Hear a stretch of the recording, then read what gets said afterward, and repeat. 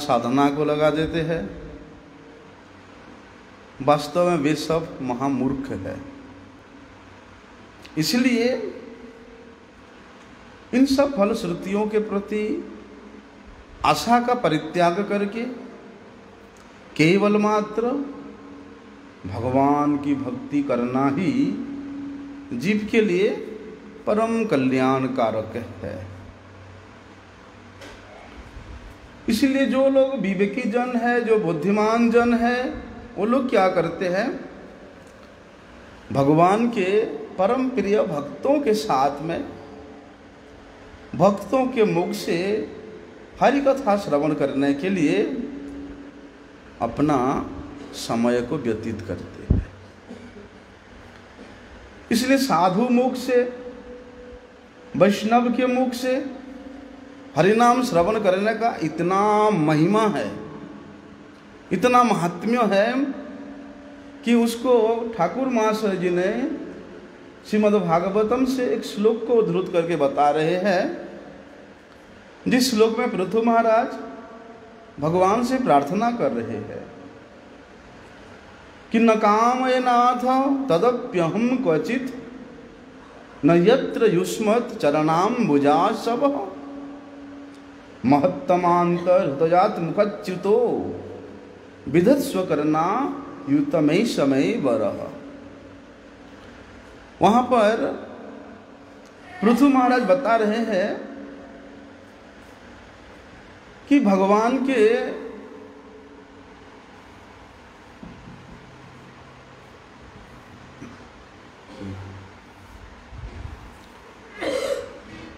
के श्री चरणों में केवल मात्र उनके परम प्रिय भक्त जनों के साथ में उनकी मंगलमयी कथा का, उनकी मंगलमयी चरित्र का श्रवण करना, कीर्तन करना, यही मात्र एक मेरा प्रार्थना है। क्या बता रहे हैं कि हे नाथ, मुझे मोक्ष पद नहीं चाहिए, मुझे तो उस आपके मंगलमय कीर्ति से युक्त कथाओं को सुनने में बड़े सुख मिलता है। लेकिन जिस मोक्ष पद को प्राप्त करने के बाद आपके कथा के प्रति, आपके नाम के प्रति, आपके भक्तों के प्रति किसी प्रकार का कोई उत्कंठा नहीं होता, इसलिए मैं उस मुक्ति पद प्राप्त करने के लिए कभी आपसे प्रार्थना नहीं कर रहा हूं। मुझे तो केवल आपके जो परम प्रिय जन है, जो महापुरुष गण है,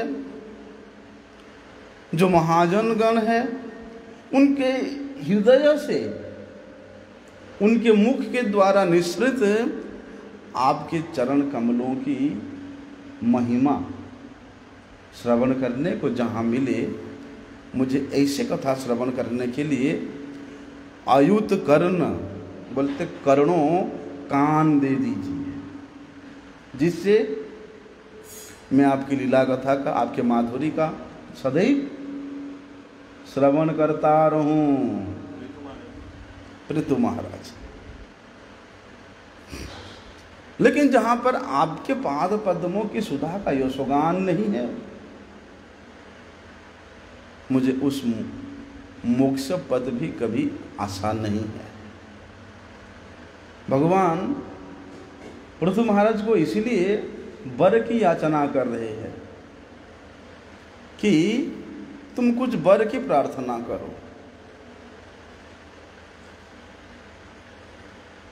अपनी भक्त का भगवान परीक्षा लेना चाहते हैं कि क्या वर मांगता है।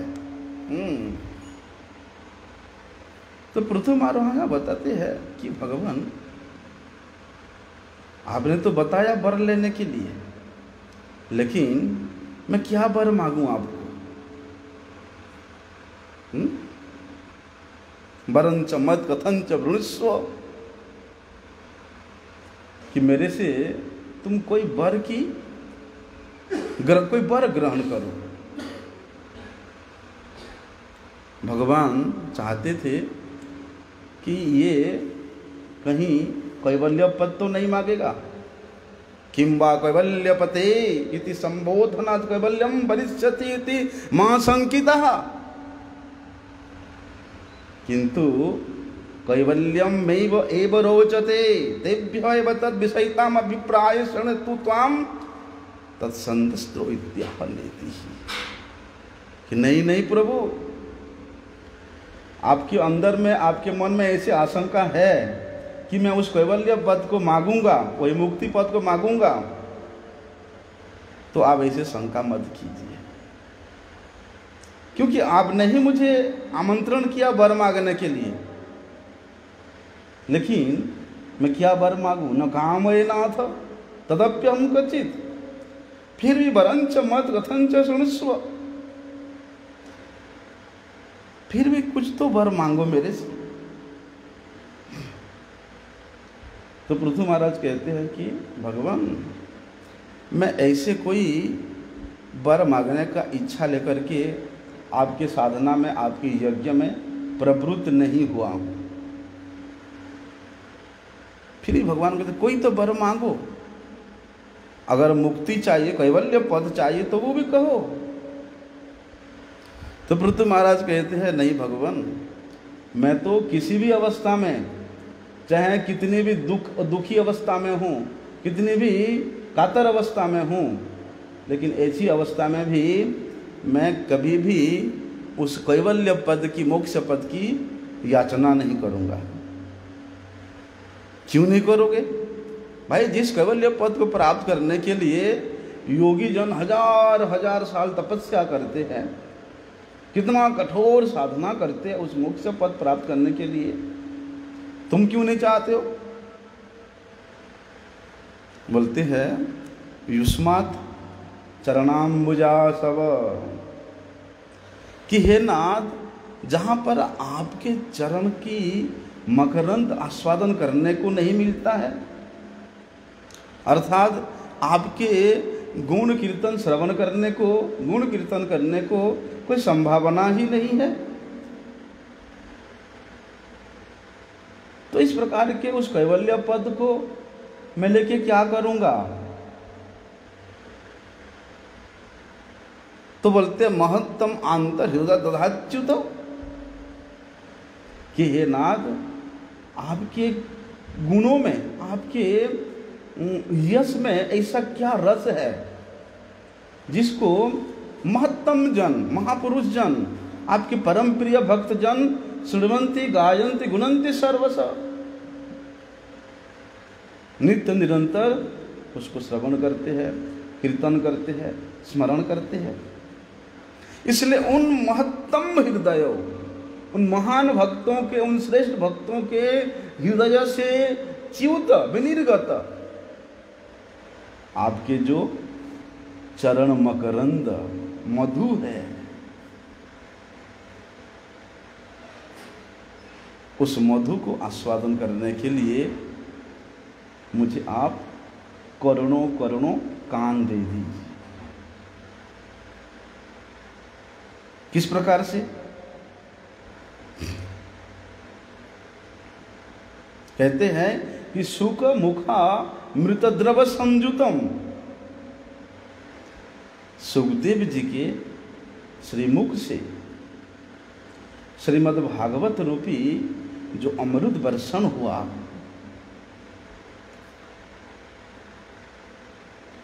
उसको जिस प्रकार से श्रवण करके श्रवणेन्द्रिय से संयुक्त जितना भी इंद्रिय है, वे सब के सब परितृप्त हो जाते हैं।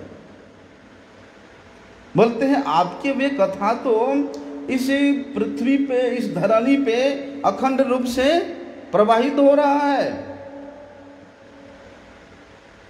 और वही भागवती कथा, वही आपके यश कीर्तन की कथा, जो कि कल्प वृक्ष के सदृश है, श्रीमद् भागवतम के रूप में इस धराधाम पे नित्य निरंतर प्रवाहित हो रहा है। परंतु उस भागवती कथा को, उस परम माधुर्यमय कथा को कौन आस्वादन करता है? बोलते हैं जो आपके साथ युक्त है। श्रीमद् भगवद गीता में आता है ना, सततम कीर्तयन्तो माम यतन्तश्च दृढ़व्रता। बोलती है अपनी कल्याण के श्रेष्ठ मार्ग को केवल मनुष्य ही उस मार्ग पे स्थित हो सकता है। मनुष्य ही उस कल्याण के मार्ग से भगवान में ही नित्य युक्त रह सकता है।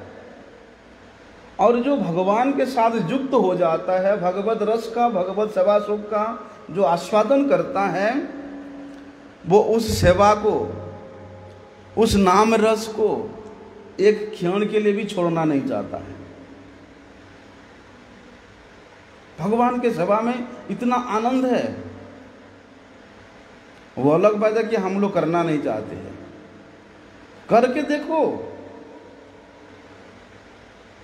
जो सांसारिक भोग है, अरे इस दुनिया में ऐसे बहुत सारे लोगों को देखा जाता है कि इन सांसारिक भोग भोगते भोगते उन भोगों से उनका एक न एक दिन ग्लानि होने लगती है,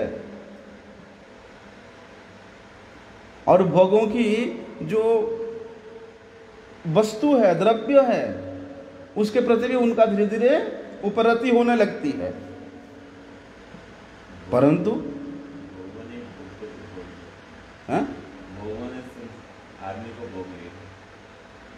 भोगों ने आदमी को भोग लिया। हाँ, आज एक बात मेरे आया, वहाँ नींबू का पेड़ है, दूध डालने से सूख गया वो। तो मैं सोच रहा था कि नींबू जो है दूध को फाड़ देता है, लेकिन यहाँ दूध नींबू के पेड़ को फाड़ दिया है ना, अत्यधिक हो गया ना। तो बोलने का मतलब ये है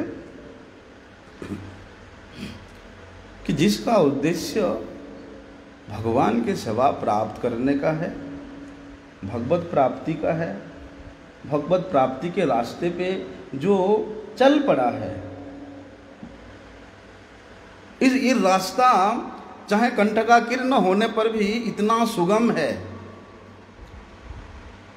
इतना आरामदायक है, इतना कल्याणकारक है कि इसमें वास्तव रूप से चलने वाला व्यक्ति का इतना दृढ़ता आ जाता है, इतना दृढ़ विचार आ जाता है कि वे फिर कभी इसको छोड़ नहीं सकता है। अगर उसने अपने संबंध को जानता है, भगवान के साथ उसका क्या संबंध है और संबंध होने के कारण क्या कर्तव्य है, जो इसको जानता है। जीव तो भगवान का अंश है, भगवान के साथ उसका अनंत काल से अखंड संबंध है, लेकिन ये संबंध को नहीं पहचानने का कारण वो भगवान से, अपने कल्याण के पद से विमुख रहता है, अपने आप को भगवान से अलग मानता है और संसार के साथ युक्त होकर के मेरा मेरा मेरा मेरा कैद करता रहता है। लेकिन जैसे ही संतों के मुख से अपने स्वरूप के बारे में श्रवण करता है और अपने नित्य संबंध को जैसे ही मनुष्य पहचानता है, और ये संबंध ज्ञान प्रदाता केवल गुरु ही होते हैं, तो गुरु मुख से भगवान के साथ अपना क्या संबंध है उसको जानने के बाद साधक फिर उस संबंध में स्थित हो जाता है। गुरु के आदेश के अनुसार वो भगवान के सेवा में नियुक्त होता है, भगवान के नाम कीर्तन में अपने आप को संयुक्त रखता है, अर्थात गुरु नित्य निरंतर यही चाहता है कि जितने भी जीव उसके शरण में आते हैं सबको भगवान के सम्मुख कराना होता है। फिर गुरु अगर उसको इस संबंध में युक्त करा करके, युक्त तो अनादिकाल से है, उसके संबंध को जागरण करा करके भगवती सेवा में लगाता है, फिर वे जीव कभी भी अपने आप को भगवान से, भगवान के भक्तों से अलग अपने आप को कभी नहीं समझता है। वो अलग रह ही नहीं सकता है। कभी भी उसके मन में भगवान के प्रति विस्मृति आ ही नहीं सकता है। लेकिन प्रयास तो करें, गुरुमुख से उसको श्रवण तो करें, संबंध तथा गुरु के प्रति उस प्रकार का निष्ठा रखें तो सही। वास्तव में ये जो संबंध है भगवान के साथ, क्या कि मैं भगवान का नित्य दास हूँ, भगवान मेरा नित्य स्वामी है। ये जो अपना स्वयं का जो संबंध है ये हमेशा रहना चाहिए। सोते जगते उठते बैठते खाते पीते हमेशा स्मरण में रहना चाहिए कि मैं भगवान का दास हूँ। वो किसी भी अवस्था में रहे, चाहे वे एकांत में भजन ध्यान करते समय भी रहे। सभी को दास्य भाव से समझ जाता है।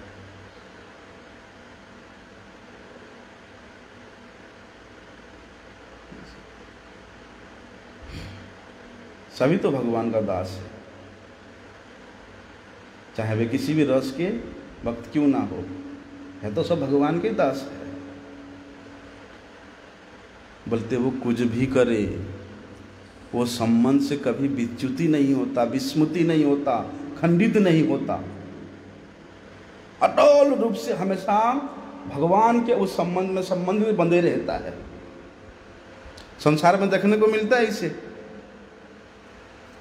जैसे कोई अपने को,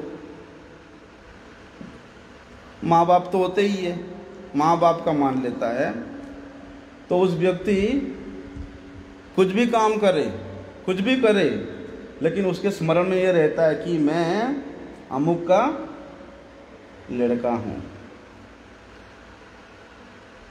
उसके स्मृति में विस्मृत नहीं हो सकता कि मैं किसी का लड़का नहीं हूँ। उसके माँ बाप हैं, इसलिए ये भाव हमेशा उसके दिमाग में बना रहता है।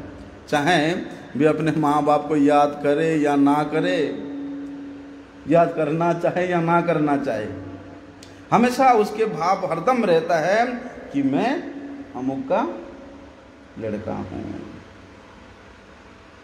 लेकिन ये जो भाव है ये वहाँ पर उसके मैंपन के साथ बैठ गया है, मैं हूँ। बोलते ऐसे ही जो हमारे नित्य स्वामी है, हमारे नित्य पालक है, नित्य प्रभु है, वे भगवान के साथ इस प्रकार का संबंध अगर हमेशा बना रहता है कि मैं उस परम नियंता, परम पिता भगवान श्री कृष्ण का ही दास हूँ, उनका ही सेवक हूँ। ये तो वास्तव है, ये कि बना हुआ संबंध नहीं है। संसार में चाहे माता पिता भाई बहन कोई भी संबंध हो, वो सब बनाया हुआ है। दूसरे जन्म में फिर वो और किसी को बना लेंगे, है ना। लेकिन ये जो संबंध है भगवान के साथ, ये वास्तविक संबंध है। तो ये वास्तविकता को जो जान लेता है, जो मान लेता है, जो अनुभव कर लेता है, जो हमेशा ये संबंध में स्थित रहता है, बोलते हैं वो व्यक्ति ही वास्तव में भगवान के साथ युक्त रहता है। ऐसे व्यक्ति क्या करते हैं,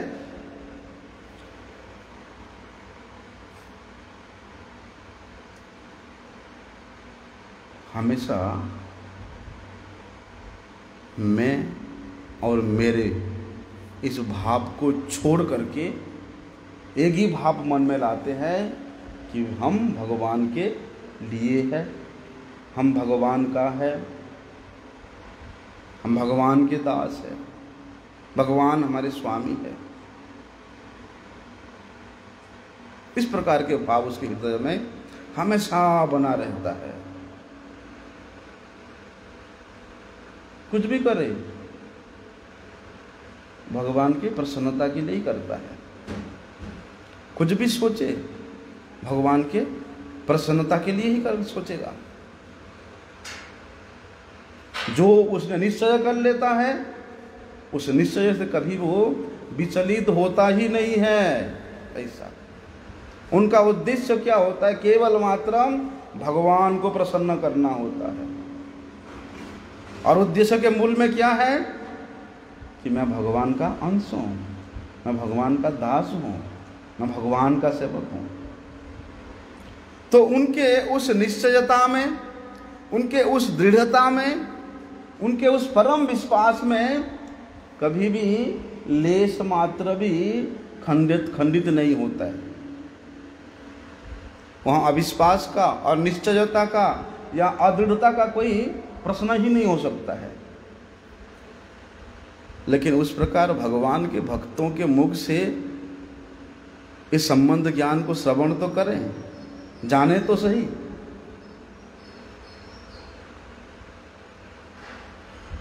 अरे कहाँ तक कहें, जिसका दृढ़ता की शक्ति नहीं है वो तो ये संसार में भी नहीं टिक पाता। कोई भी काम शुरू करे फेल हो जाता है, 2-4 महीना करके फिर खत्म कर देता है।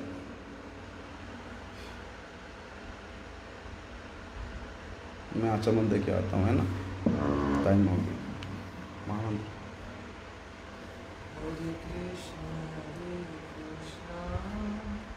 कृष्ण कृष्ण हरे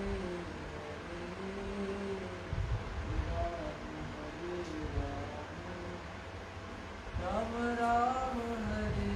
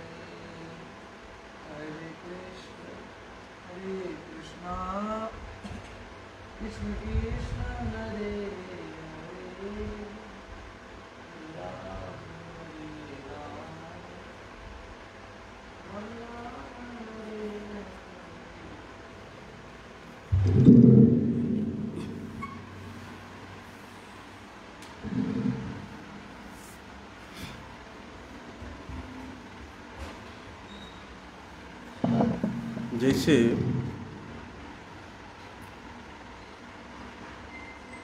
संसार में लोग क्या करते हैं, अपने परिवार का, अपने कुटुंब का पालन करते हैं।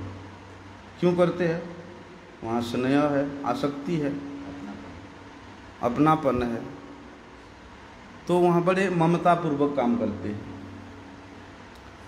पैसा कमाते हैं, लोभ है, चाहे सुख भोग की लोभ हो, चाहे उन भोगों की वस्तुओं को संग्रह करने का लोभ हो, या पैसे रखने का लोभ हो, लोभ बस पैसे कमाते हैं। बोलते ऐसे ही जो भगवान के भक्त हैं वे केवल भगवत प्राप्ति के लिए ही यत्नपूर्वक करते हैं, लगन पूर्वक करते हैं। अगर भगवान के सेवा में, भगवान के नाम में, भगवान के भक्तों में आदर बुद्धि नहीं होगा, लगन नहीं होगा, यत्न नहीं होगा, तो हम लोग कभी भगवत प्राप्ति नहीं कर सकते, कभी भगवान को प्रसन्न नहीं कर सकते। अरे संसार के थोड़े से व्यक्ति व्यक्तियों को प्रसन्न करने के लिए कितना यत्न के साथ करते हैं, कितना ममता पूर्वक करते हैं। क्या हम लोग उतना ममता पूर्वक भगवान के लिए कर रहे हैं? विचार करने वाली बात है। जो भक्त होते हैं, चाहे वो गृहस्थ हो, चाहे गृह त्यागी हो, या उनका क्रिया देखने में लगता है कि सांसारिक लोगों जैसा क्रिया है। वे भी अपने ऑफिस जाते हैं, वे भी अपने काम करते हैं, वे भी पैसे कमाते हैं, वे भी खाते पीते, वो भी बच्चा पैदा करते हैं, देखने में लगता संसारी जैसा। लेकिन उसके उद्देश्य क्या होता है?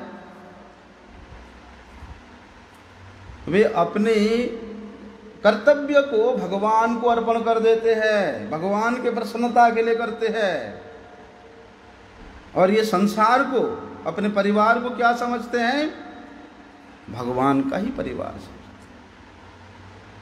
तुम्हार संसारे करीब सेवन नहीं व फलेर भाग। देखने में लगता है सांसारिक जैसा क्रिया है, वास्तव में वे सांसारिक नहीं होते। उनका प्रयत्न का उद्देश्य केवल भगवान ही होते हैं। किसी ना किसी रूप से, किसी ना किसी प्रकार से भगवान को प्रसन्नता करना होता है। ऐसे जो भक्त है क्या करते हैं? भक्ति पूर्वक, प्रेम पूर्वक भगवान के नाम का कीर्तन करते हैं, नाम का जप करते हैं, भगवान का सेवा करते हैं, भगवान की कथा को श्रवण करते हैं।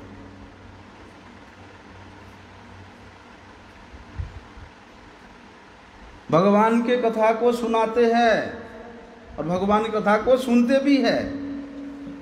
बोलते उनके वाणी के द्वारा जितना भी कार्य होता है, वाणी संबंध जितना भी क्रिया होता है, उसको रूप गोस्वामी बताते हैं वे भगवान का स्तुति हो जाता है। स्तोत्राणि सर्वा गिरह, उनके प्रत्येक वाणी स्तुति हो जाता है। अगर उद्देश्य भगवत प्रसन्नता हो, उद्देश्य भक्तों की प्रसन्नता के लिए हो, उसके बाद वो कुछ भी क्रिया करे, शास्त्र विहित क्रिया कुछ भी करे, अरे शास्त्र अशास्त्र विहित क्रिया भी करे, वो भी भक्ति ही होता है, क्योंकि वे शरणागत है। इसलिए शरणागत का प्रत्येक क्रिया भक्ति ही मानी जाती है। भगवान को नमस्कार करते हैं, बोलते ये जितने भी सद्गुण आचार है, विचार है, या भगवान के लिए जो भी उनके अनुकूल चेष्टा है,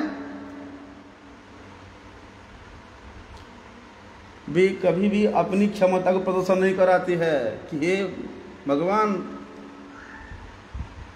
मेरे में बुद्धि है, मेरे में विद्या है, मेरे में बल है, मेरे में उच्च कुल में जन्म होने का श्रेष्ठत्व है, मेरे में सुंदरता है, मेरे में ये है वो है, मैं आपके लिए ये कर सकता हूँ, मैं आपके लिए वो कर सकता हूँ, मैं आपका साधन कर सकता हूँ, मैं आपका भजन कर सकता हूँ।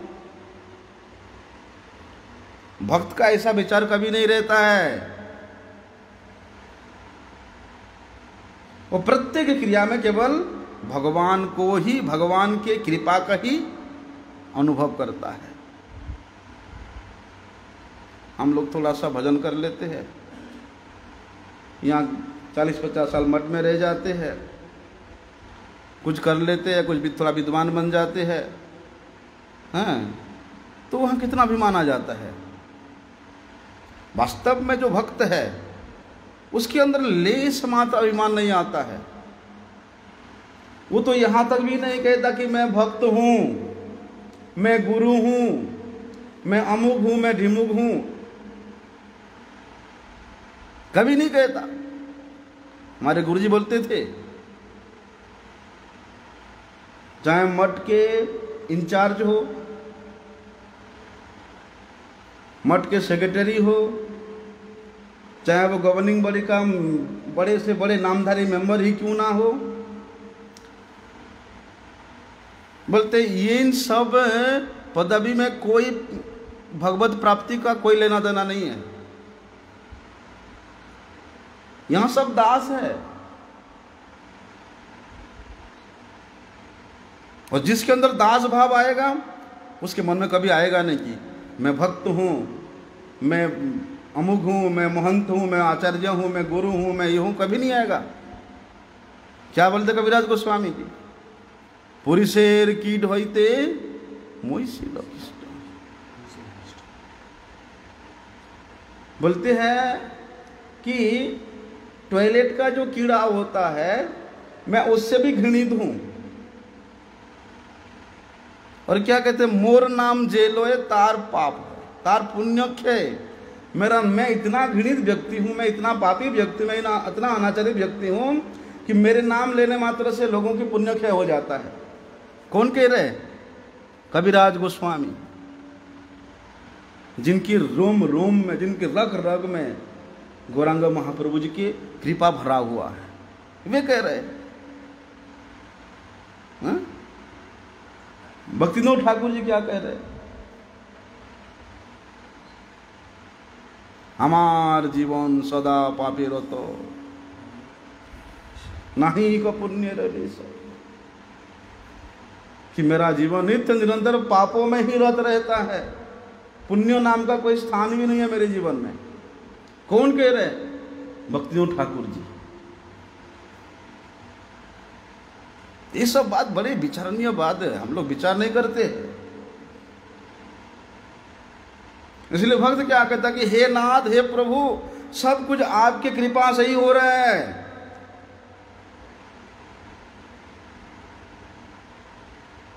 आपके तरफ तो, आपके प्रति तो मेरा इतना श्रद्धा विश्वास नहीं है, इतना अभिरुचि नहीं है, आपके सेवा में मेरा इतना तत्परता भी नहीं है।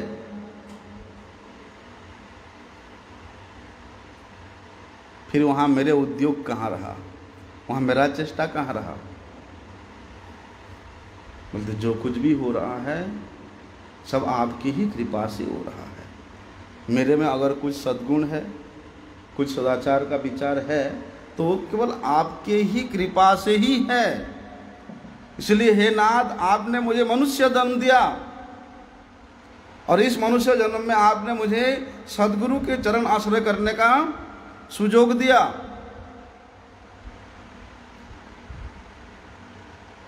और सद्गुरु के चरण आश्रय में रह करके आपके सेवा प्राप्ति जो हुआ, इसके लिए मैं आपको बार बार, हजार बार नमस्कार करता हूँ।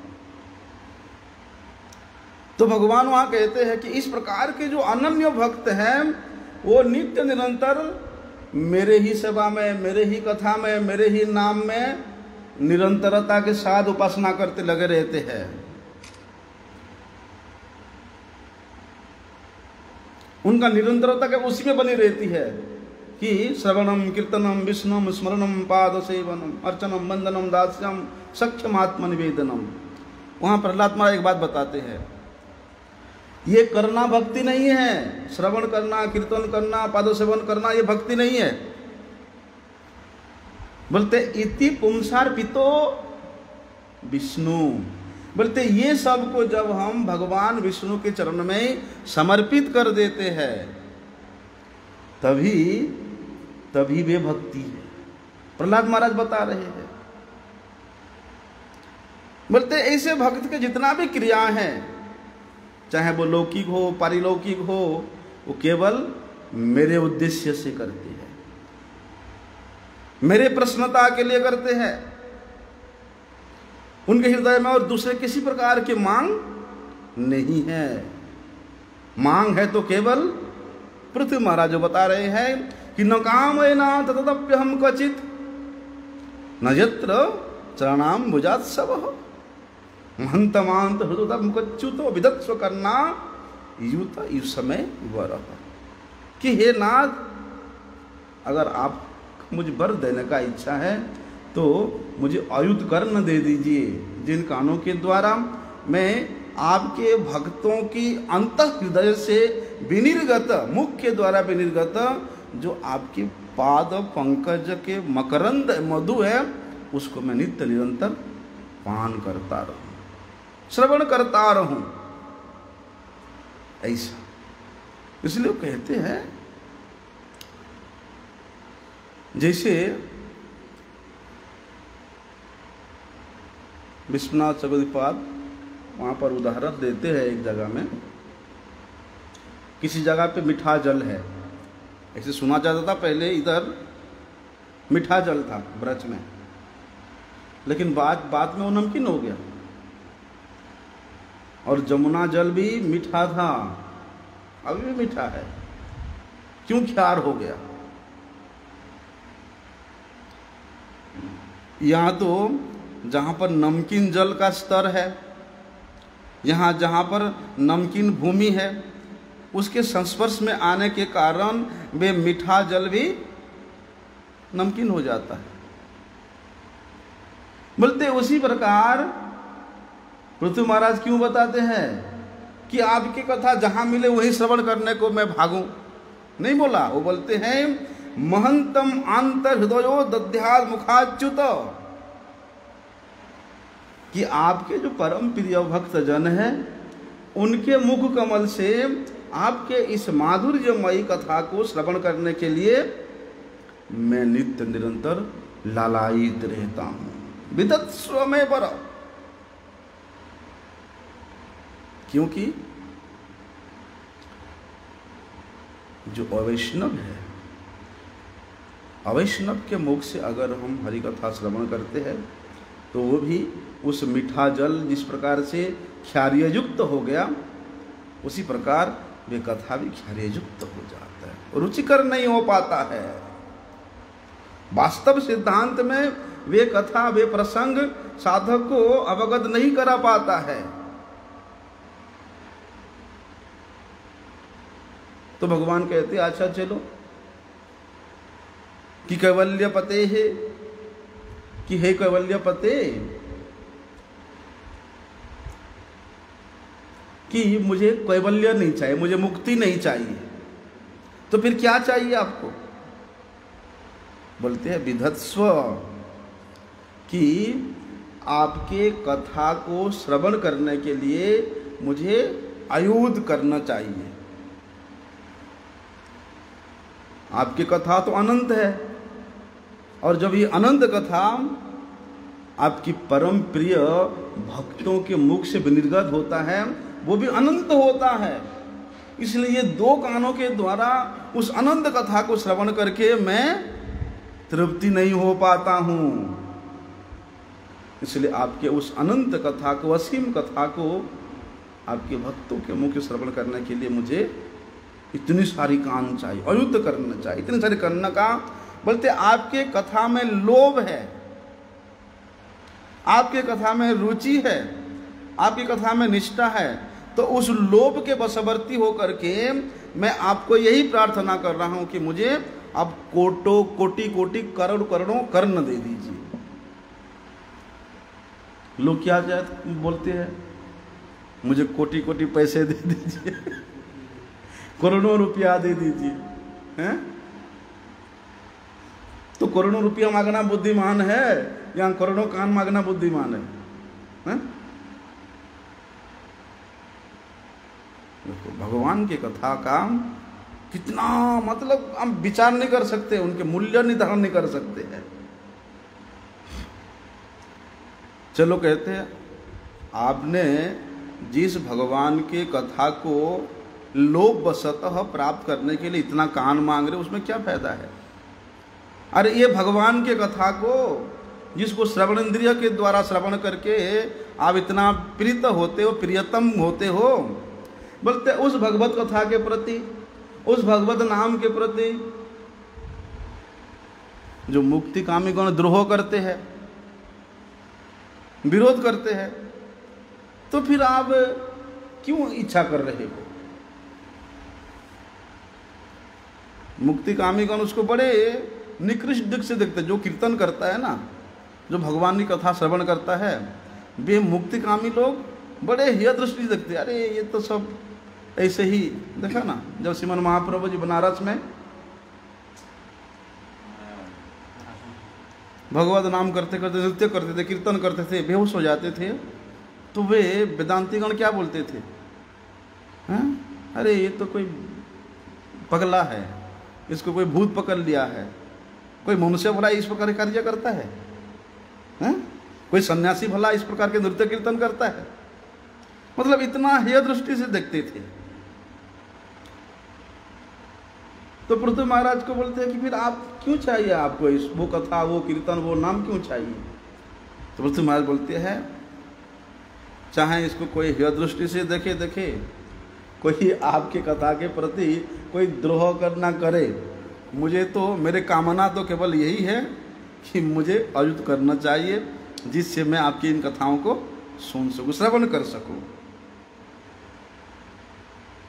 मुझे केवल यही वर चाहिए, दूसरा कोई वर मुझे नहीं चाहिए। महंतम आंतर हृदय मुक्त्युतो विधत स्वमय करना समय बरह। ठाकुर महाशय लिखते हैं इसको कि जहाँ थे तुम्हार पदो सेवा सुख नाई, सही रूप बर आमी कभू नाई चाहिए।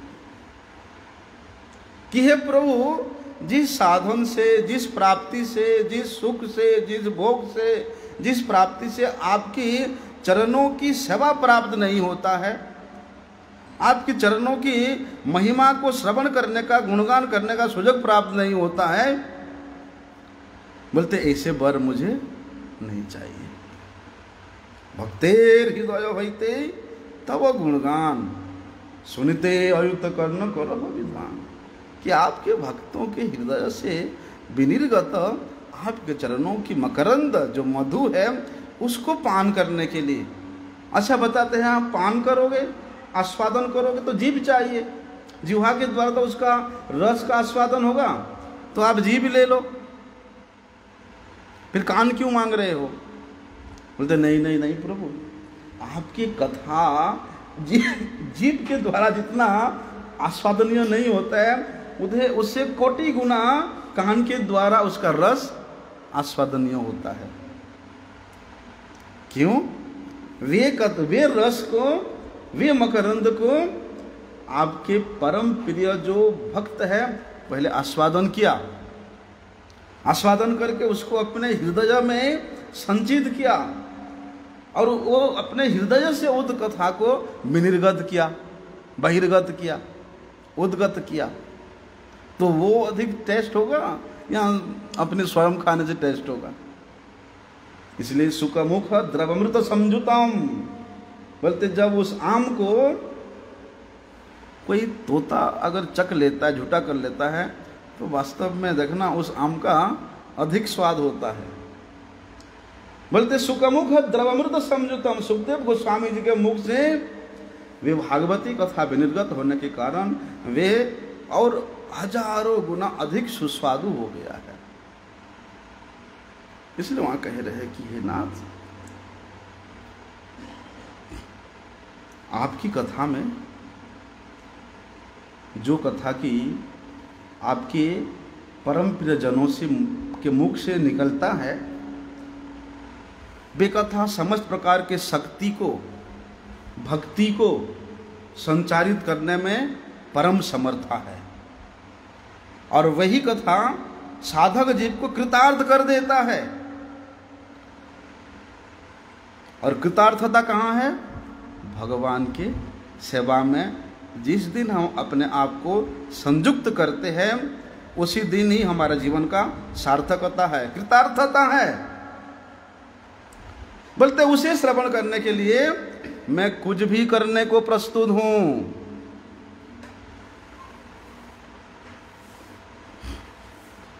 बोलते उस कथा के जो स्फुलिंग है वो मेरे हृदय में संक्रमित होकर के मुझे प्रेम समुद्र में निमज्जित कराता। इसलिए वहां पृथ्वी महाराज बताते हैं कि सुनते अयुक्त कर्ण करो विधान। उस कथा को श्रवण करने के लिए आप मुझे करुणों करुणों कान प्रदान कीजिए। आगे का भी सकल श्रवण करेंगे। वांछा कल्पतरुभ्यश्च कृपा सिंधुभ्यैव च पतितानं पावनेभ्यो वैष्णवेभ्यो नमो।